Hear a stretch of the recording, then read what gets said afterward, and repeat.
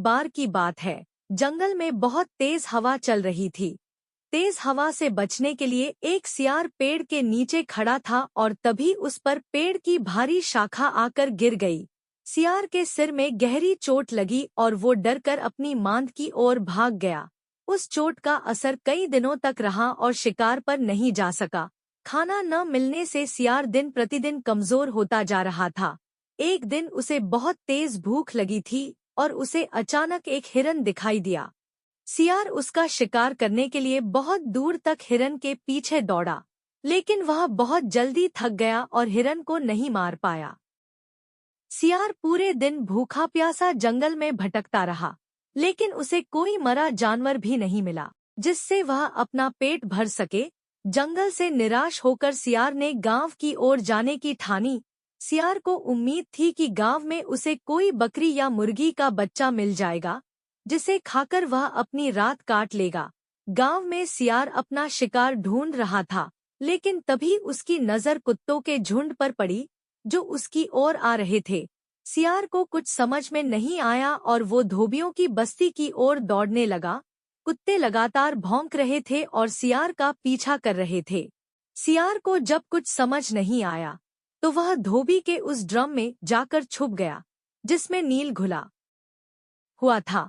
सियार को न पाकर कुत्तों का झुंड वहां से चला गया। बेचारा सियार पूरी रात उस नील के ड्रम में छुपा रहा। सुबह सवेरे जब वह ड्रम से बाहर आया तो उसने देखा कि उसका पूरा शरीर नीला हो गया है। सियार बहुत चालाक था। अपना रंग देखकर उसके दिमाग में एक आइडिया आया और वह वापस जंगल में आ गया। जंगल में पहुंचकर उसने ऐलान किया कि वह भगवान का संदेश देना चाहता है, इसलिए सारे जानवर एक जगह इकट्ठा हो जाएं। सारे जानवर सियार की बात सुनने के लिए एक बड़े पेड़ के नीचे एकत्रित हो गए। सियार ने जानवरों की सभा में कहा, क्या किसी ने कभी नीले रंग का कोई जानवर देखा है?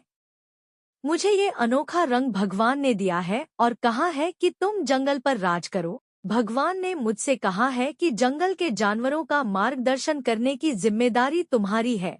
सभी जानवर सियार की बात मान गए।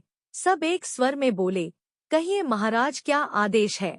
सियार ने कहा, सारे सियार जंगल से चले जाएं, क्योंकि भगवान ने कहा है कि सियारों की वजह से इस जंगल पर बहुत बड़ी आपदा आने वाली है। नीले सियार की बात को भगवान का आदेश मानकर सारे जानवर जंगल के सियारों को जंगल से बाहर खदेड़ आए।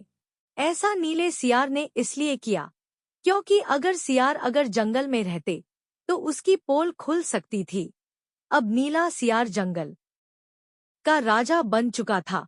मोर उसे पंखा झलते और बंदर उसके पैर दबाते। सियार का मन किसी जानवर को खाने का करता तो वह उसकी बलि मांग लेता। अब सियार कहीं नहीं जाता था, हमेशा अपनी शाही मांद में बैठा रहता और सारे जानवर उसकी सेवा में लगे रहते। एक दिन चांदनी रात में सियार को प्यास लगी।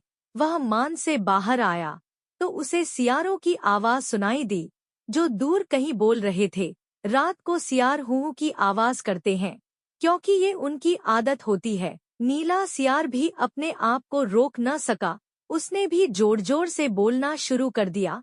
शोर सुनकर आसपास के सभी जानवर जाग गए। उन्होंने नीले सियार को हूँ की आवाज निकालते हुए देखा। तब उन्हें पता चला कि ये एक सियार है और इसने हमें बेवकूफ बनाया है।